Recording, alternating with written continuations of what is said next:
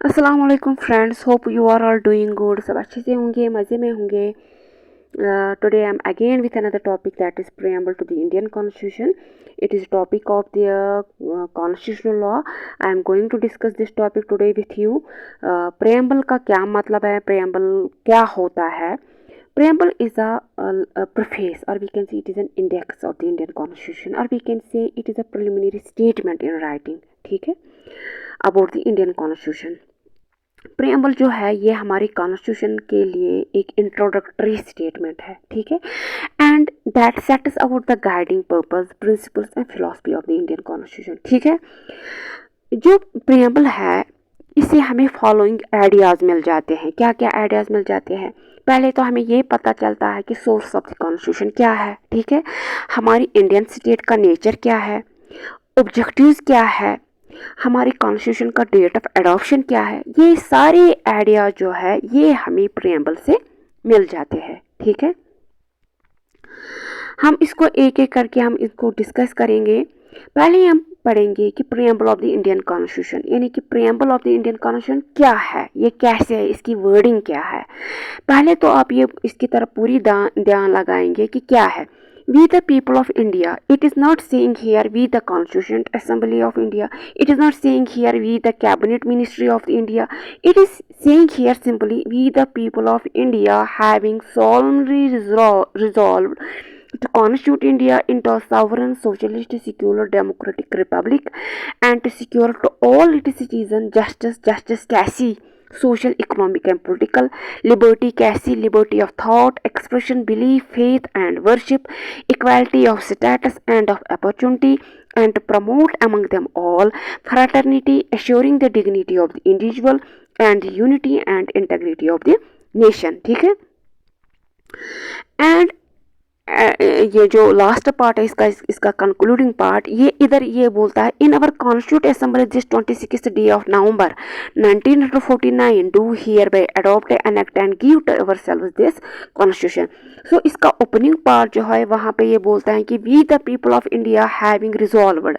ठीक है, तो लास्ट में जो है इसका कंक्लूडिंग पार्ट इसमें ये बोलता है कि कॉन्स्टिट्यूंट असेंबली ने 26th डे ऑफ नवंबर 1949 को कॉन्स्टिट्यूशन को अडॉप्ट एंड एनेक्ट किया है। ठीक है, ये आप इधर नोट करके रखिए कि प्रियम्बल में जो date of adoption and enactment है हमारी कॉन्स्टिट्यूशन का है वो डेट है 26th डे ऑफ नवंबर 1949। अब हम आगे बढ़ते हैं कि प्रियम्बल के जो कंपोनेंट्स हैं, प्रियम्बल हमें क्या बोलता है, इसके क्या कंपोनेंट्स हैं। पहला इसका कंपोनेंट है कि ये प्रियम्बल ही है which indicates that the source of authority of the constitution lies with the people of India. दूसरा प्रियम्बल हमें ये बोलता है दैट ये प्रियम्बल डिक्लेयर करता है इंडिया को sovereign, socialist, secular and democratic and Republic. ठीक है, तीसरा जो इसका कंपोनेंट है प्रियम्बल जो है ये ऑब्जेक्टिव्स देता है, ऑब्जेक्टिव स्टेट करता है कि to secure justice, liberty, equality to all citizens and promote fraternity to maintain unity and integrity of the nation. चौथा जो कंपोनेंट है प्रियम्बल का, it gives the date of adoption of the constitution, that is 26th day of November 1949। ठीक है, अब हम आगे बढ़ेंगे। अब हम देखेंगे प्रियम्बल में कुछ कीवर्ड्स इस्तेमाल किए गए हैं। पहला है सावरन। सावरन का क्या मतलब है, ये भी एग्जाम में कभी कभी पूछा जाता है। वहाँ पे 4 ऑप्शन दिए गए होते हैं और 4 ऑप्शन में से कोई रेलेवेंट आंसर आपको देना होता है कि सोशल सावरन वर्ड जो प्रियम्बल में इस्तेमाल किया गया है इसका क्या मतलब है। इसका मतलब होता है कि that India is fully independent and it is no more dependent upon any outside authority. ठीक है, इंडिया पूरी तरह से आज़ाद है, इंडिया किसी भी आउटसाइड अथॉरिटी पे डिपेंडेंट नहीं है। दूसरा कीवर्ड जो इस्तेमाल किया गया है प्रियम्बल में दैट इज सोशलिस्ट। इधर आप ये याद रखेंगे कि ये जो टर्म है socialist, it is added by 42nd amendment act 1976। आज तक एक ही बार प्रियम्बल की अमेंडमेंट हुई है और वो 1976 में हुई है 42nd अमेंडमेंट की एक्ट की वजह से, और इससे 2 वर्ड्स ऐड किए गए प्रियम्बल और ये सोशलिस्ट और सिक्योरर। ठीक है, सोशलिस्ट क्या का क्या मतलब है? सोशलिस्ट का मतलब है in general it means some form of ownership of the means of production and distribution by the state. ठीक है। तीसरा जो इसमें कीवर्ड इस्तेमाल किया गया है that is secular. That is secular. Secular का सिक्यूलर वर्ड भी 42nd अमेंडमेंट एक्ट 1976 में ऐड किया गया है और इसका मतलब है कि जो इंडिया की जो स्टेट है it has no religion of it is own as recognised religion of the state but it treats all religion equally. इसने किसी भी रिलीजन को रिकॉग्नाइज रिलीजन तस्लीम नहीं किया है बल्कि it treats all religions equally. Fourth word जो इस्तेमाल किया गया है इसमें दैट इज डेमोक्रेटिक। डेमोक्रेटिक का क्या मतलब है? डेमोक्रेटिक का मतलब है एक ऐसी गवर्नमेंट विच सिक्योर्स पावर और authority from the will of the people.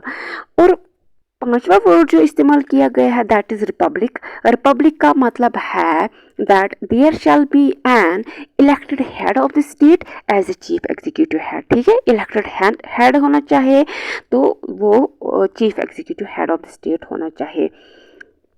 तो ये कीवर्ड्स के बारे में था। अब हम आएंगे interpretation by the supreme court. Supreme court ने प्रियम्बल को कैसे इंटरप्रेट किया है। ठीक है, इसमें एक बहुत ही इंपॉर्टेंट केस ला है दैट इज ब्यूरोबेरीज केस। ब्यूरोबेरी केस में बोला गया है कि जो प्रियम्बल जो है it was held by the supreme court that preamble is the part of the constitution. However, it recognized that the preamble could be used as a guiding principle if a term in any article of the Constitution is ambiguous or has more than one meaning.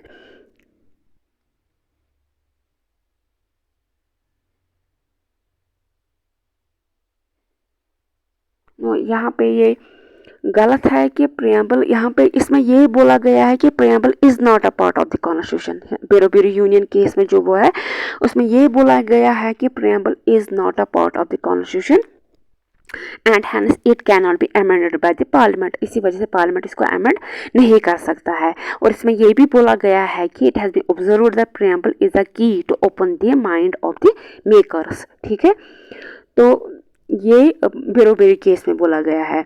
इसके बाद आया दूसरा case Keshavananda Bharati case. Keshavananda Bharati case में बोला गया है कि इसमें supreme court overturned its earlier decision और held that the preamble is a part of the constitution and can be amended under article 368 of the constitution.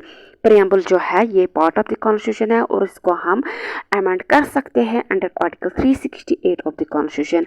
और दूसरा केस था इन LIC ऑफ इंडिया केस। इसमें ये बोला गया कि supreme court held that preamble is a part of the constitution. So it was all for today's lecture. Hope आपको आज का लेक्चर अच्छा लगा होगा। अगर आपको आज का टॉपिक किसी भी रीज़न से अच्छा लगा होगा तो hit like button, subscribe my channel and don't forget to share with others. Allah Hafiz, take care.